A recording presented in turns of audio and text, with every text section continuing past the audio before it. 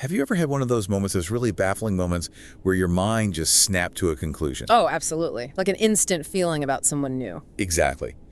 Or maybe a sudden, really strong urge to just avoid something, even if you couldn't really say why. We've all been there, haven't we? That feeling.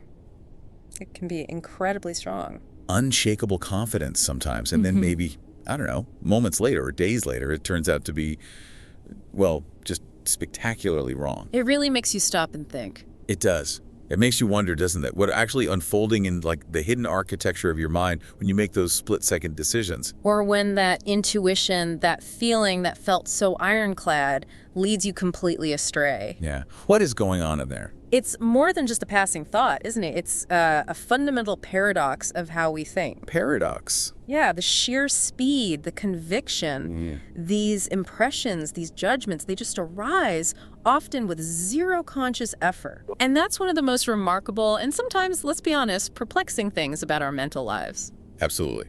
So today we're diving deep. We're embarking on a deep dive into Daniel Kahneman's groundbreaking work, specifically his huge book, Thinking Fast and Slow. A seminal work, truly. It really is. And our mission today, and this is custom tailored for you, the listener, is to sort of pull back the curtain on the intricate ways human thought works. Getting into the machinery. Exactly.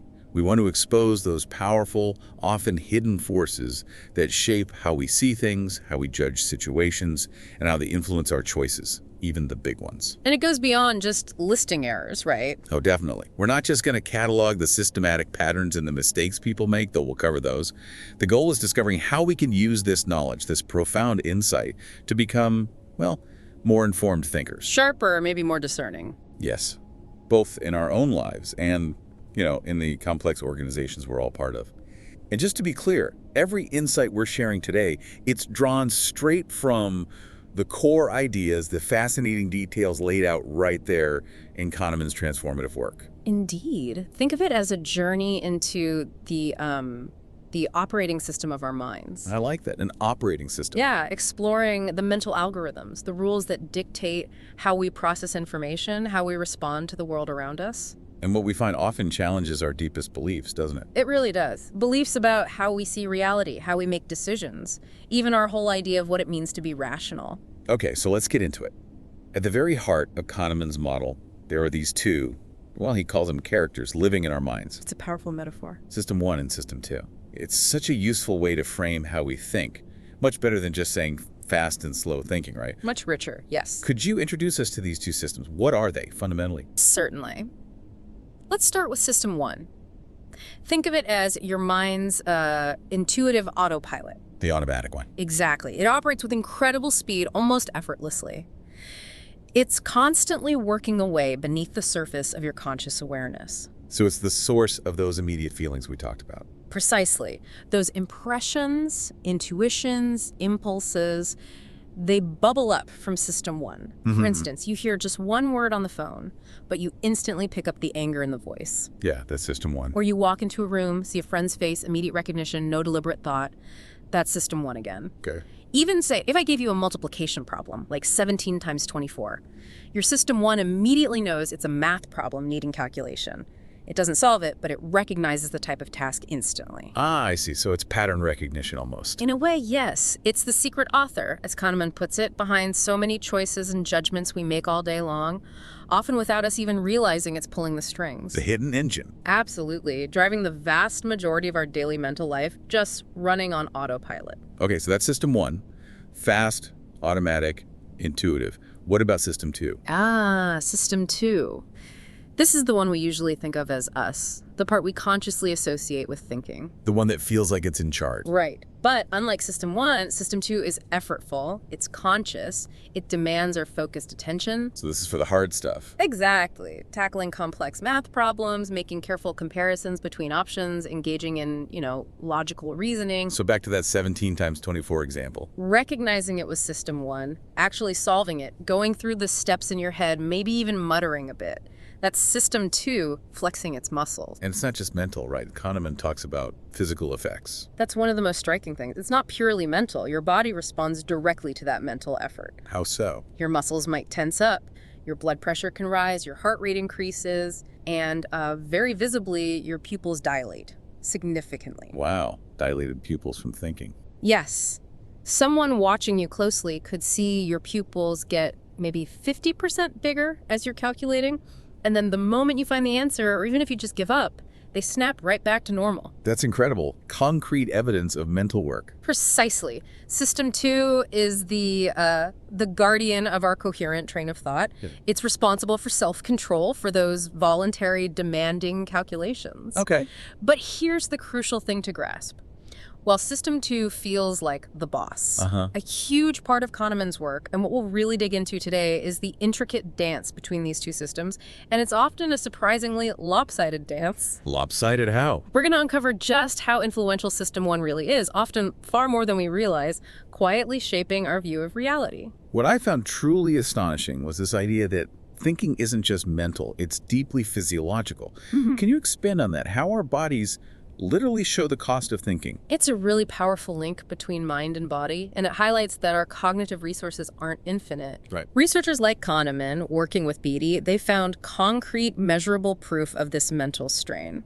Like the pupil dilation you mentioned. Exactly. But also things like the add 3 task, where you have to keep adding 3 to a stream of digits read out loud rhythmically. Sounds intense. It is. And during tasks like that, your pupils visibly expand. Within just the first 5 seconds of a really demanding task, pupil size can jump by 50% of its original area. 50%. Yeah. And at the same time, your heart rate might accelerate by, say, 7 beats per minute. Wow. These aren't just like quirky side effects. They're the physiological markers of intense mental effort pushing you right to your cognitive limits. Often people just give up if you ask for any more effort. It's the physical sign of deep mental engagement. And this physical response, it affects more than just pupils, right? It impacts our actual perception. It absolutely does. There was this striking study during the peak effort on an even simpler task, just add 1. Participants often completely missed seeing a letter, like the letter K, flash right in front of their wide-open eyes. They just didn't see it, Yeah. even though they were looking. Exactly. Their focus was so intensely internal, so consumed by the calculation, that their visual perception basically went blind for a moment. Well, And the pattern of these failures, when they missed the letter, perfectly mirrored the exact pattern of their pupil dilation. It just shows how attention is this finite resource. Like a spotlight. Precisely. When System 2 is heavily engaged, it's like a spotlight. It intensely lights up one thing, but leaves everything else in deep shadow. so what does this tell us about what System 2 can do that System 1 just can't? Well, it shows that real effort is needed to hold multiple distinct ideas in your memory at the same time and combine them according to rules. Like mentally rehearsing a shopping list. Exactly, or carefully comparing all the different features of 2 cars you're thinking of buying. System 2 is unique because it can follow logical rules, compare things on several attributes, make deliberate choices. And System 1 is brilliant at simple relations, recognizing patterns, integrating info about one thing, but it really struggles when it needs to handle multiple separate topics at once, or deal with purely statistical information. like the example you gave earlier about the librarian stereotype versus the actual number of librarians. Perfect example. System 1 easily sees the resemblance to the stereotype, but bringing in the statistical fact about how few librarians there actually are, that needs System 2. And it's a step, surprisingly, that many people just don't take. Which brings us to another really fascinating, maybe slightly uncomfortable aspect of System 2. Ah, yes, despite its power. It's surprisingly lazy. We operate by what Kahneman calls the law of least effort. It's a profound truth about how we're built, mentally. Our minds instinctively try to minimize strain. We are, by default, cognitive misers. We take the easy way out, mentally speaking. Pretty much. We prefer breaking down complex tasks into easier steps, or we just externalize memory, write things down, instead of trying to hold a long string of numbers in our head. Which is easier, sure. And this isn't just a preference. The law of least effort is like a fundamental rule governing our mental lives, almost inescapable. It's why we so often take the path of least resistance mentally, even if that path leads us into error. And this laziness shows up so clearly in some classic problems, like the bat and ball puzzle. A brilliant demonstration. Let's try on you, the listener, right now. Ready? A bat and ball cost $1.10 in total. The bat costs $1 more than the ball. How much does the ball cost? Take a second. What answer pops into your head? For almost everyone, that first intuitive answer from System 1 is 10 cents. Right. It feels right. But it's wrong. If you pause, actually engage system 2, do the quick math, the ball costs 5 cents. And the bat $1.05, total by $1.10. Exactly. But what's really shocking, as Kahneman points out, is how many people get this wrong. Even smart people. Especially revealing there. More than half of students at top universities, Harvard, MIT, Princeton, gave the intuitive wrong answer. Over 50%, wow. And at less selective universities, the failure rate, the failure to just check the intuitive answer, was often over 80%. That's staggering. It's not even a hard math problem. It's not. It's a stark reflection of how often we, even the quote-unquote smartest among us, just default to mental shortcuts. We miss important details maybe in our jobs, in our lives. Because System 2 is just too comfortable, too willing to accept System 1's first idea. Exactly. Even when the cost of checking is tiny, just a few seconds of mental work. The real insight here, laziness isn't just some character flaw. It's built into the operating principles of the human mind. It's such a powerful demonstration how easily we accept that first idea, even if it's flawed. This whole insight that System 2 often fails to monitor System 1 led to things like the cognitive reflection test, the CRT. Right, developed by Shane Frederick. And the findings from the CRT are incredibly revealing, aren't they? People who score low, meaning their System 2 monitoring isn't as strong. They tend to be more impulsive, yes. More impatient. They show a real preference for immediate gratification. Consistently. Like, they'd choose to get $3,400 this month instead of waiting for $3,800 next month. Or they're willing to pay twice as much just to get a book delivered overnight. They rely on those fast System 1 gut feelings, often, frankly, to their own detriment. It really highlights this fundamental aspect of how our minds work, doesn't it? Our default mode is often just minimum effort. It is. And what's truly fascinating is how much trust we place in those quick, intuitive answers. Even when just a little bit more effort, a moment of reflection would show they're flawed. It makes you wonder about intelligence versus rationality. That's a crucial distinction made by Keith Stanovich. He argues that intelligence, what he calls algorithmic thinking, basically raw brain power, processing speed. Like IQ tests measure. Sort of, yes. That's distinct from rationality. Rationality for Stanovich is more about the reflective mind. It's the willingness, the ability to actually engage System 2, to check, to correct, maybe override those intuitive errors. So being smart doesn't automatically make you rational. Not at all. In fact, the CRT turns out to be a better predictor of someone's susceptibility to these cognitive mistakes than standard IQ tests. Being smart doesn't immunize you from bias if your System 2 isn't actively engaged. Okay, so the bat and ball problem, the CRT, they show how System 2 takes shortcuts, accepts System 1's suggestions. But it's not just laziness, is it? It's tied into how our minds automatically connect ideas. Absolutely. Which brings us to System 1's incredible power as an associative machine. Associative machine. What does that mean exactly? It's this almost miraculous, constantly active network in your brain. Think about this. Consider the words bananas, vomit. Okay, yeah, not pleasant. Right. Just hearing or reading those two words, a whole cascade of things happens in just a second or two. You probably got unpleasant images instantly, maybe a slight grimace, a feeling of disgust, maybe even a tiny physical recoil, like pulling back slightly. Maybe. Your heart rate might have increased, sweat glands activated, your body reacted to just the words as if it was a diluted version of the real event. That is associative activation. One idea triggers others in this spreading wave of activity through your neural network.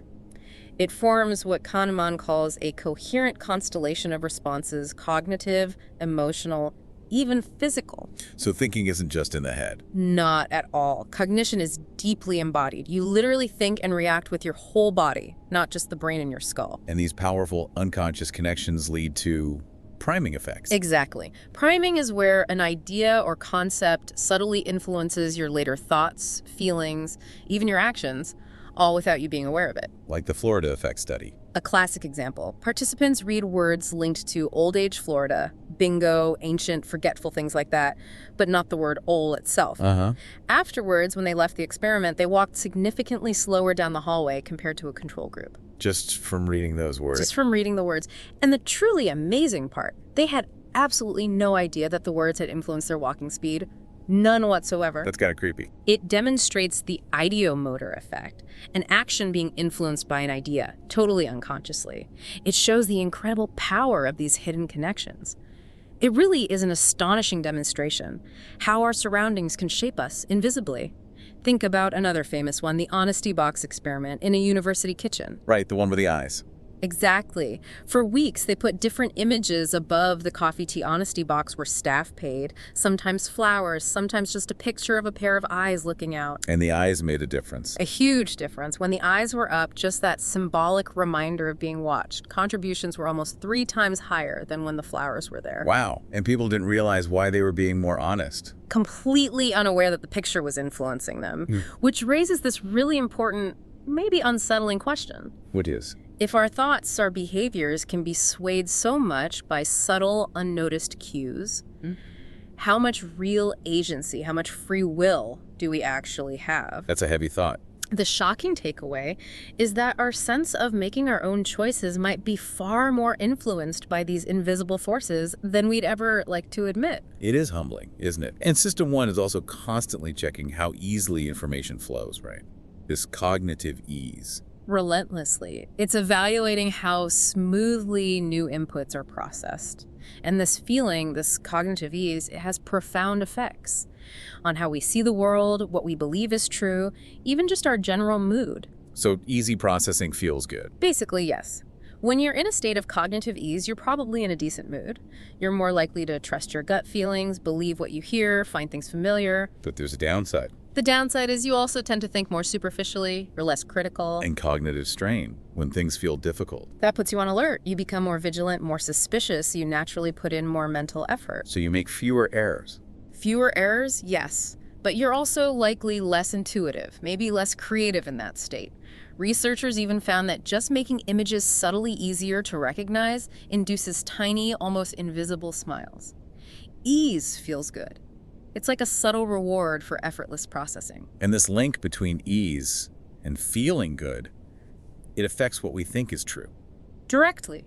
Think about names. A new name, like David Stenbill, might feel vaguely familiar even if you've never heard it. And that feeling of familiarity, we easily automatically confuse it with truth. So familiarity breeds belief. It absolutely does. Which is why just repeating something frequently, even if it's totally false, is a disturbingly reliable way to make people believe it. Even if it's nonsense. Even if it's nonsense. And it gets subtler. Even repeating just part of a statement can make the whole thing feel more familiar and therefore more true. Like the chicken temperature example.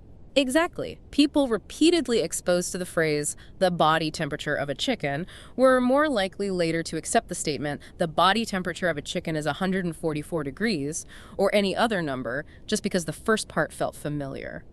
It's an illusion of truth born purely from repetition. Shockingly robust. So if we pull this all together, what's the takeaway? It means things like the font something is written in. Can make a difference, yes. The quality of the font, the rhythm of the writing, even how easy the name of the source is to pronounce. Pronounceability matters. It does. Rhyming aphorisms are judged as more insightful. Companies with easy names, like Artin, tend to be trusted more by investors initially than ones with awkward names like Tahat. Those easy names actually perform better in the stock market at first. Because our lazy System 2 just accepts these cues. It often adopts these subtle suggestions from System 1 without much scrutiny. We find ourselves guided by these deep impressions without ever really knowing why. The implications are huge.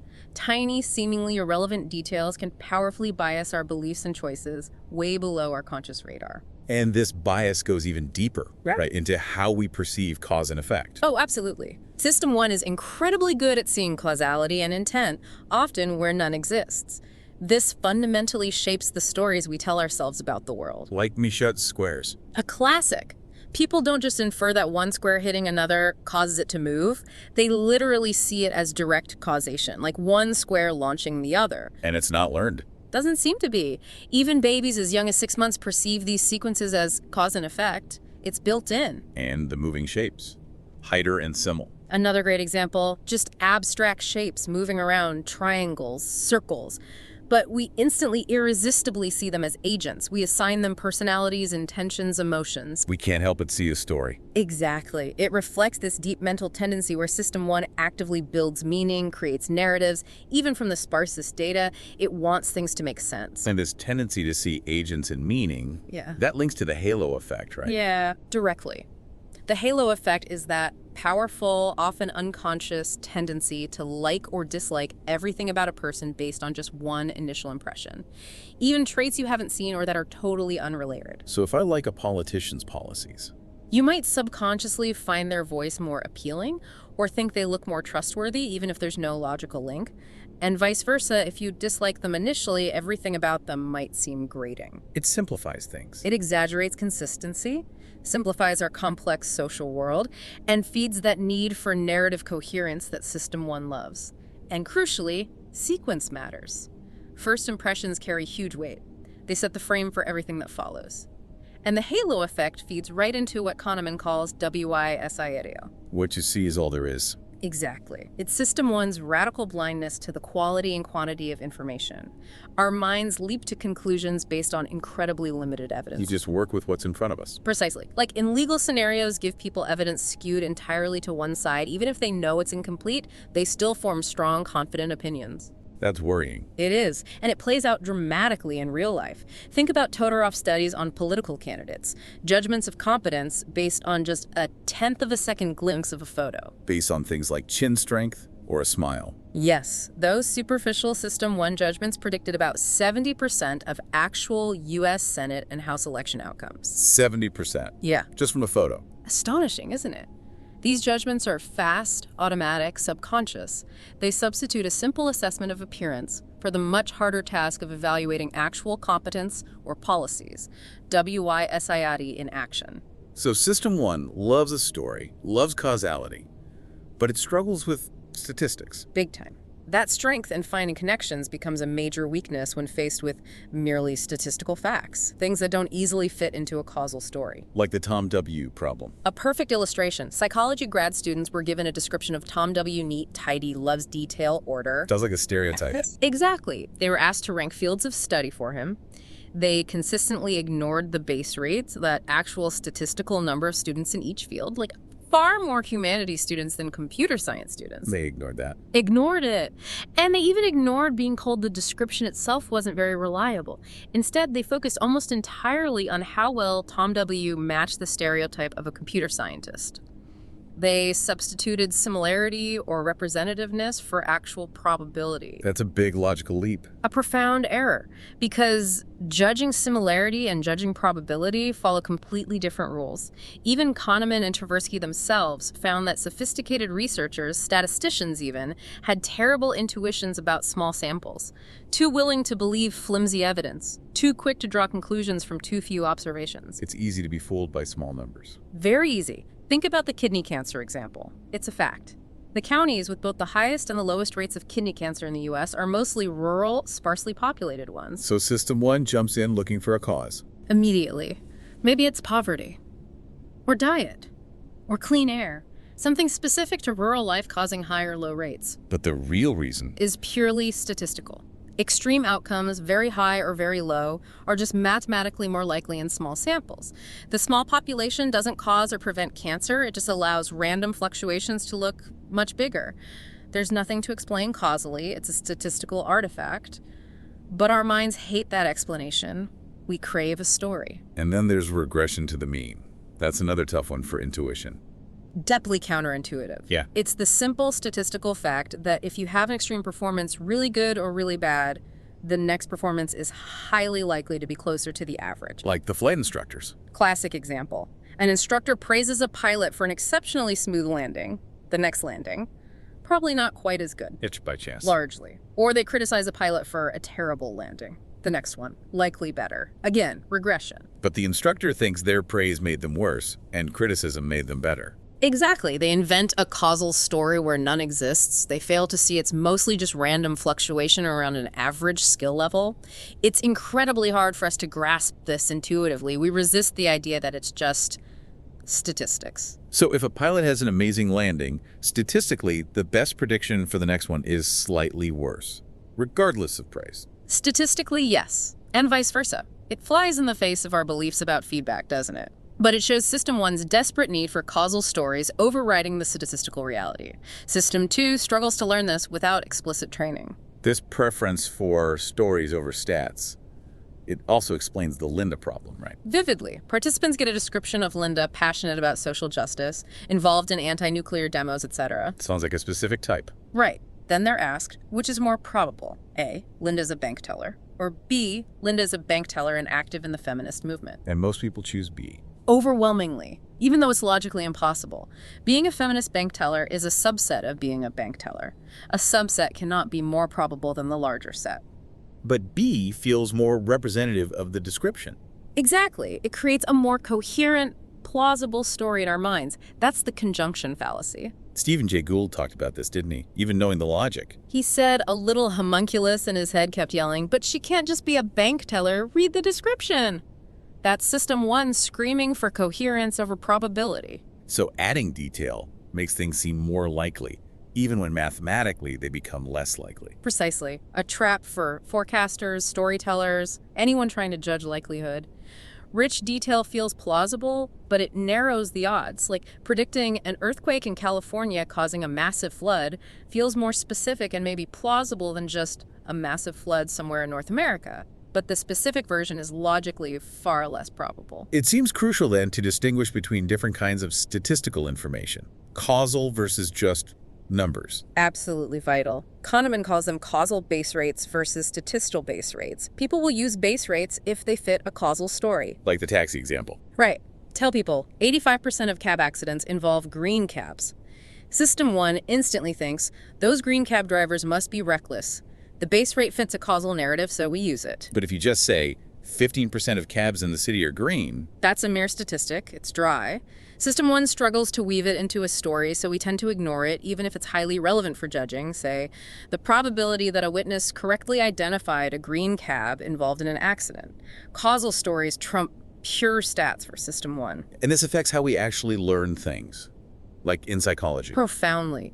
Research shows just presenting surprising statistical facts about human behavior, like the low rate of bystander intervention in emergencies, often doesn't change students' core beliefs much. They just don't stick. Not really, but show them a vivid, surprising individual case maybe video of two seemingly nice people in an experiment who didn't help someone in distress. Then it clicks. Then they immediately generalize. They create a causal story. Wow, helping must be harder or more awkward than I thought. And that changes their broader belief. We learn far better from concrete, surprising instances, especially involving ourselves or specific others, than from abstract statistical truths. It's just how our minds are wired. So moving from these System 1 biases, we hit this really pervasive human tendency, overconfidence. Right, fueled by what Nassim Taleb calls the narrative fallacy. Exactly. That's our deep-seated need to create these simple, often flawed stories about the past. Where we give too much credit to skill and not enough to luck. Precisely. We attribute success to genius, failure to stupidity, largely ignoring the huge role of just chance. And then we convince ourselves these simplified stories are the actual truth. Which leads straight to hindsight bias. The I knew it all along effect. The bane of honest evaluation. After something happens, we subtly, unconsciously rewrite our own memory. We exaggerate how likely we thought the event was before it happened. And we think things that didn't happen were always unlikely. Right. It's this fundamental distortion that makes the past seem much neater, much more predictable than it actually was. And it seriously reinforces our illusion that we understand the world. And this bias has really bad consequences, especially for judging decisions. Absolutely pernicious effects. Yeah. It leads us to judge the quality of a decision based purely on its outcome, not on whether it was a sound decision based on the information available at the time. Like blaming a doctor for a rare surgical complication. Perfect example. After the bad outcome, a jury might feel the operation was obviously much riskier than it seemed beforehand, that the doctor should have known. Hindsight makes the risk seem obvious. Which is unfair to people making decisions under uncertainty. Especially unfair to agents acting for others, doctors, financial advisors, CEOs, political leaders. They get blamed too much for good decisions that randomly turn out badly. And not enough credit for lucky successes. Exactly, because those successes look inevitable in hindsight. Remember that study about the bridge monitor? Before any flood, only 24% thought the city needed one based on the evidence. But after they were told a flood did happen, suddenly 56% said the city absolutely should have hired one. The outcome completely changed their perception of the original decision's wisdom.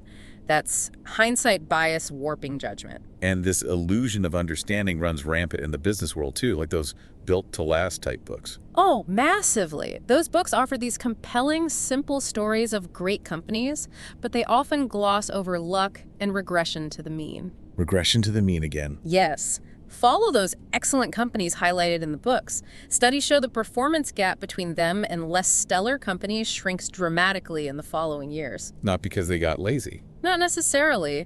Often it's because their initial outstanding success was partly due to a lucky streak or favorable conditions that just didn't last. They naturally regressed back towards the average, but we prefer the simple story of genius followed by complacency. It reinforces an illusion of understanding that offers lessons of pretty limited value. And what about our confidence in our own judgments? Is that reliable? That's the really troubling part. Subjective confidence, how sure we feel, is often a terrible guide to how accurate we actually are. Kahneman found this in the Army. His own experience assessing officer candidates, he and his colleagues felt completely confident in their evaluations of leadership potential. But the predictions weren't very good.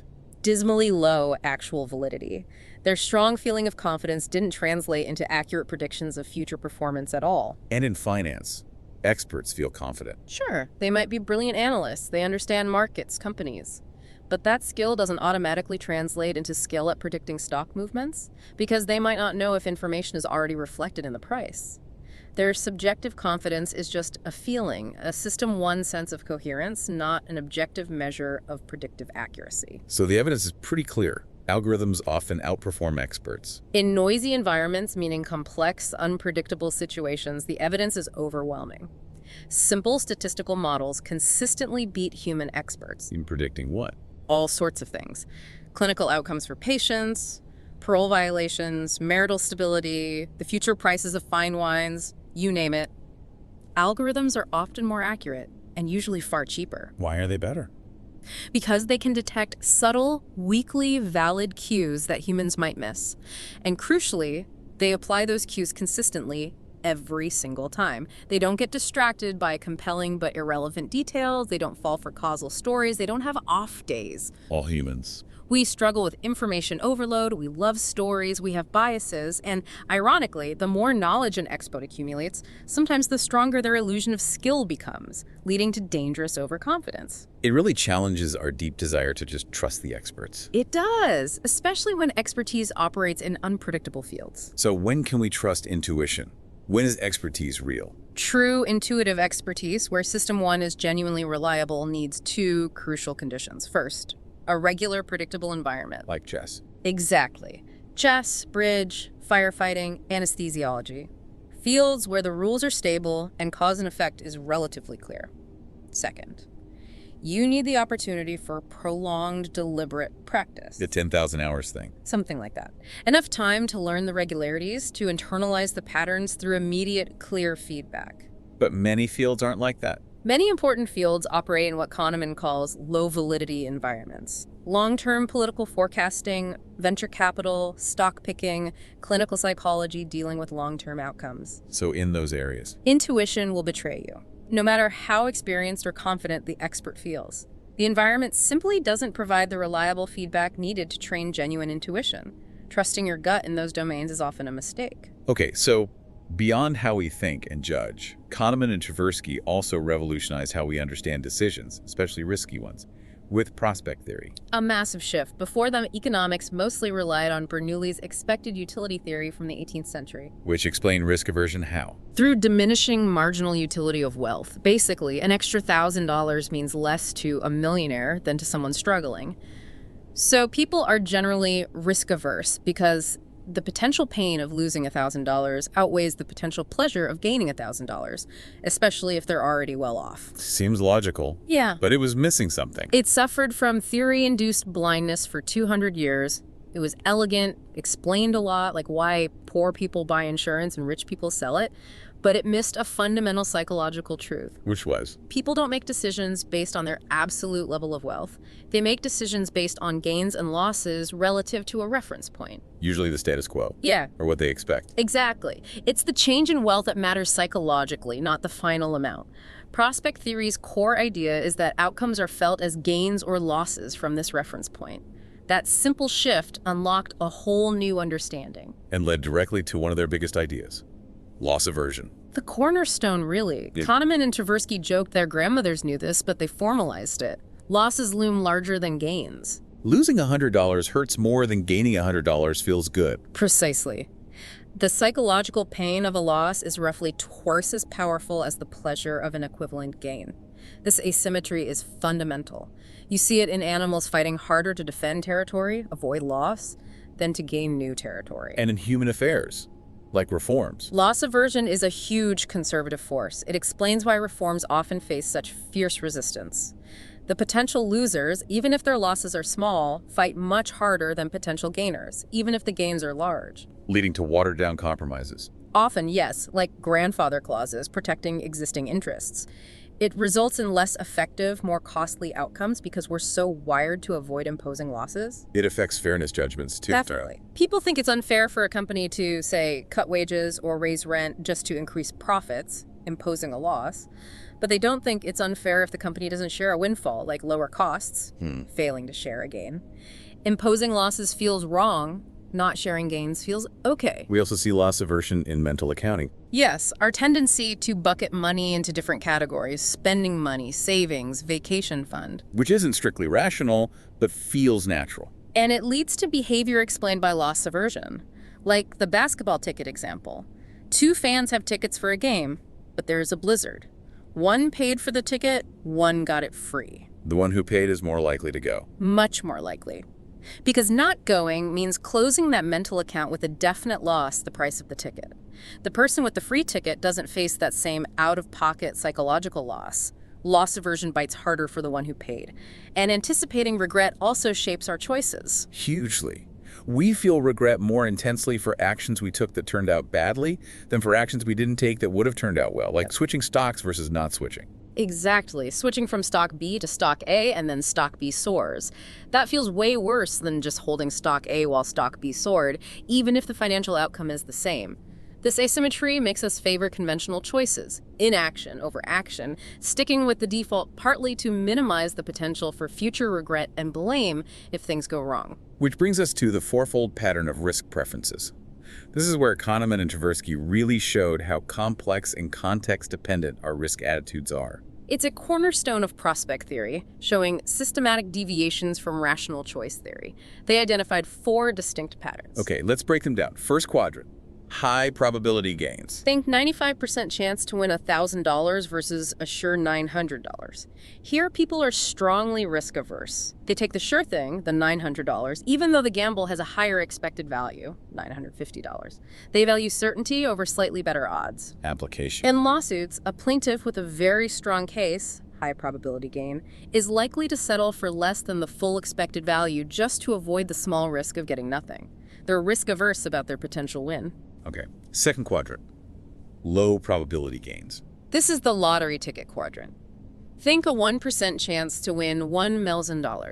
Here, people become risk-seeking. They overweight that tiny chance of a huge win. So they'll pay more than the expected value for the ticket. Willingly. In lawsuits, this means a plaintiff with a frivolous case, low probability gain but potentially huge payout, might be very bold, very risk-seeking in negotiations. They treat it like a lottery ticket. Third quadrant, high probability losses. Here, things flip dramatically. Think a 95% chance to lose $1,000 versus a sure loss of $900. People become risk-seeking. They prefer the gamble, hoping for that 5% chance to lose nothing, even though the sure loss is smaller. So they'd rather risk a bigger loss than accept a definite smaller one. Often, yes. In lawsuits, a defendant facing a very high probability of losing a large amount might be risk-seeking. They might refuse a reasonable settlement, the sure loss, and take their chances in court, hoping to avoid any loss at all. And the final quadrant, low probability losses. Think insurance. A 1% chance of losing your $300,000 house in a fire. Here, people become strongly risk-averse. They overweight the small risk of a catastrophic loss and are willing to pay a premium, much more than the expected value of the loss, to eliminate that risk entirely. So they buy insurance for peace of mind. Exactly. In lawsuits, a defendant facing a small chance of a huge loss a frivolous case with potentially high damages, becomes risk-averse. They're often willing to pay a significant settlement just to eliminate that small, nagging possibility of disaster. They're essentially buying insurance against the lawsuit. Wow. So our risk preferences aren't consistent at all. They depend entirely on whether we're looking at gains or losses and whether the probabilities are high or low. Precisely. It shatters the idea of a stable, rational risk preference. Our choices are highly sensitive to the context, driven by these psychological weights we assign to probabilities and outcomes. It's not how econs would behave. Which leads perfectly into framing effects, how the presentation changes the choice. One of the most powerful demonstrations of irrationality, or at least non-econ behavior, the way a problem is framed can completely flip our choices, even if the underlying options are identical. Like the lives saved versus lives lost disease problem? A classic example. Same epidemic, same outcomes. Frame program A as saves 200 lives out of 600, and program B as 13 chance saves 600, 23 chance saves none. People choose the sure thing, A, risk-averse for gains. But if you frame it differently? Frame program C as 400 people will die, and program D as 13 chance nobody dies, 23 chance 600 die. Logically, C is identical to A and D is identical to B. But now, framed as losses, people overwhelmingly choose the gamble. D risks seeking to avoid losses. Same choice, different frame, opposite preference. That's incredible. It's just words. It shows how powerfully System 1 reacts to the emotional connotation of words like save versus die, and System 2 often just goes along with it. The organ donation example is striking too. Phenomenal. Countries with opt-out forms, you're a donor unless you check the box not to have donation rates near 100%. Because doing nothing means you're a donor. Right. Countries with opt-in forms, you must check the box to be a donor. Rates plummet to maybe 4–15%. Just because of the default setting. An apparently inconsequential feature controls a massive life or death decision for thousands. It's pure framing. Same with cash discount versus credit surcharge. People hate surcharges. They hate losses. A surcharge feels like a loss relative to the cash price. A discount feels like foregoing a gain. Economically identical, psychologically worlds apart. We prefer the discount frame. And brain scans even show this. Neuroeconomics confirms it.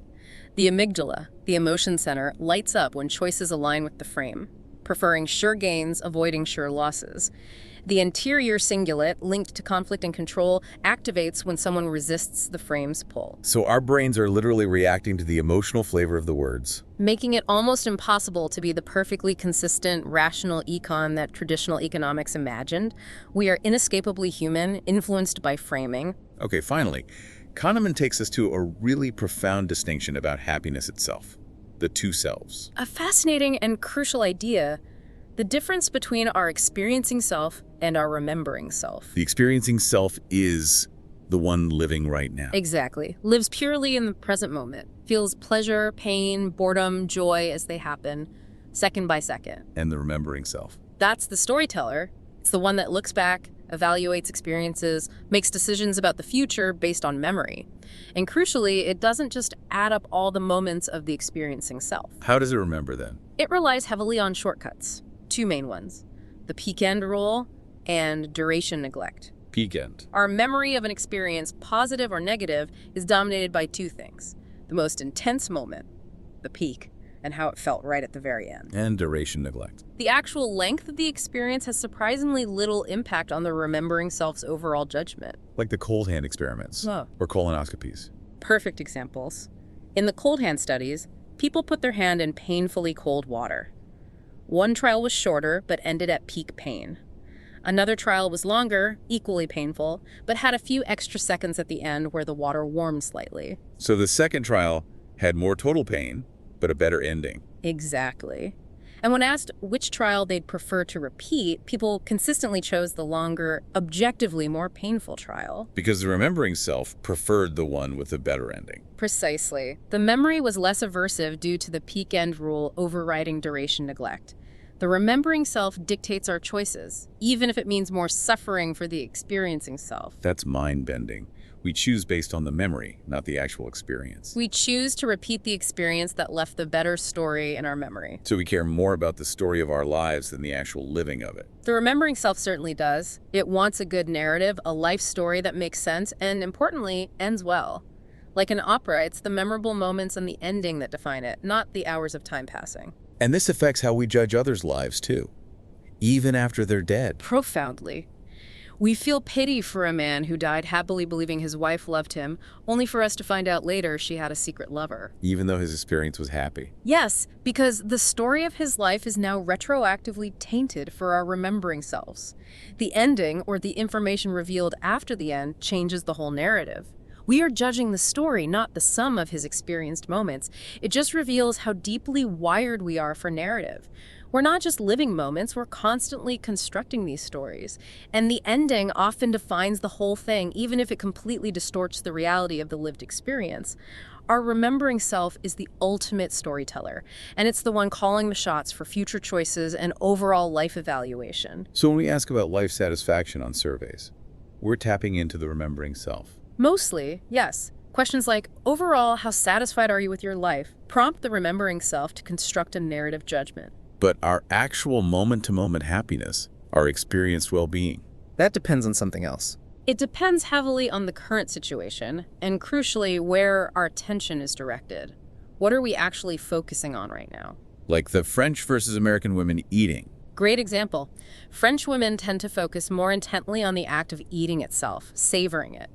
They report getting about twice as much pleasure from meals as American women, who are more likely to multitask while eating. Attention determines experienced pleasure. So big life circumstances like being married, Yeah. they might not boost experienced well-being as much as we think. On average, not necessarily, not because marriage is unimportant, obviously, but because while it improves some aspects of daily experience, less time alone perhaps, it might detract from others, more chores, less time with friends. The net effect on moment-to-moment feeling can be surprisingly small for the experiencing self. But goals matter for the remembering self, like financial goals. Hugely. That longitudinal study showed young people who strongly valued financial success were much more satisfied later in life if they achieved it, and much less satisfied if they didn't. Goals provide a powerful narrative arc for the remembering self to evaluate life against. They shape both the outcome and the story of the outcome. Which connects to the focusing illusion. Kahneman's brilliant summary. Nothing in life is as important as you think it is when you are thinking about it. Meaning, when you focus your attention on any single aspect of life, your income, your health, your relationship, the climate where you live, that aspect temporarily looms incredibly large in your overall evaluation of your happiness. like thinking about your car. You get pleasure when you think about it. But probably not much when you're just driving it day to day, thinking about traffic or errands. The focusing illusion makes us overestimate the impact of single factors on our overall well-being, both present and future. It's why Californians aren't actually happier than people in Michigan, despite the better weather, because most of the time they aren't thinking about the weather. Okay, so wrapping this all up, Kahneman's work basically dismantles the idea of the purely rational human, the econs of economics. It fundamentally challenges that model, yes. For economists, rationality often just means internal consistency. If you prefer A to B and B to C, you should prefer A to C. But we don't always do that. Humans, as Kahneman shows, are consistently inconsistent. We're swayed by priming, WISIAD, framing, loss aversion, the peak end rule, all sorts of things that violate the strict rules of rational choice. So are we just irrational? Kahneman prefers to say we're not well described by the rational agent model. It's not that we're crazy, but our thinking has built-in biases and shortcuts. We're not econs, we're humans. And because of that, We need help sometimes to make better decisions. often yes, especially for important, infrequent decisions where intuition is unreliable, our cognitive machinery, brilliant as it is, has predictable flaws. Which leads to ideas like nudge, libertarian paternalism. Exactly. Richard Thaler and Cass Sunstein built on these insights. The idea is that institutions can design choice environments, choice architecture, to gently nudge people towards better choices, choices that align with their own long-term interests without restricting their freedom. Like automatic pension enrollment. Perfect example. Or putting clear fuel economy labels on cars. It acknowledges our biases and helps us overcome them by making the better choice the easier default option. And on a personal level, how can we mitigate these biases in ourselves? The main way to block System 1 errors is, in principle, simple but hard in practice. Recognize the signs you might be in a cognitive minefield. Like when stakes are high or you feel rushed or overly confident. Exactly. Then consciously slow down, engage system 2, question the easy answer. Easier said than done. Much easier. And it's far easier to spot biases in other people than in ourselves.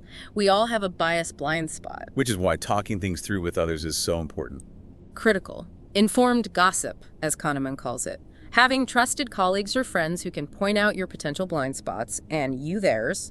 Organizations benefit hugely from cultures where sophisticated criticism is welcome. And having the language helps. Knowing the names of these biases. Absolutely. Having a richer vocabulary, anchoring, narrow framing, confirmation bias, hindsight bias, helps you identify and understand errors when they happen in yourself or others. It makes discussion more precise. Like diagnosing an illness. A good analogy. And for organizations, one really powerful tool to fight overconfidence and groupthink is the premortem. Developed by Gary Klein, right? How does that work? Before launching a major project or making a big decision, the team imagines it's, say, a year later, and the plan has been a complete disaster. Total failure. Ouch. Then, everyone independently writes a brief history of that disaster. Why did it fail? What went wrong? What is that? It brilliantly legitimizes doubt. It encourages people to surface potential problems and risks that they might otherwise keep quiet about due to pressure for consensus or optimism. It actively counteracts the planning fallacy and overconfidence by forcing consideration of failure modes before they happen. That sounds incredibly useful. A structured way to engage System 2 against System 1's optimism. It's a prime example of how understanding these cognitive mechanisms allows us to design processes to improve judgment. By grasping the interplay of System 1 and System 2, we can build systems, cultivate habits, design environments that nudge us towards better thinking. It's about becoming more aware of our own mental machinery. Yes, gaining insight into how we err, so we can build guardrails. It's the path to truly informed thinking. So think about everything we've covered. System 1's speed, System 2's potential laziness, the two selves. Just imagine navigating your day with a clearer sense of which self is driving each decision. Is it the experiencing self, living the moment, the remembering self, crafting the story, or just fast System 1, offering up that quick, plausible answer? How often do we consciously choose which voice to listen to, which system to engage? We really encourage you, the listener, to try and observe your own System 1 in action this week. Notice those quick judgments, those gut feelings. Question them sometimes. Apply these insights. Look for those moments where maybe emotion or intuition or just cognitive ease might be leading your rational dog astray. That self-awareness, that's the path to becoming the architect of your own mind. Thank you for joining us on this deep dive.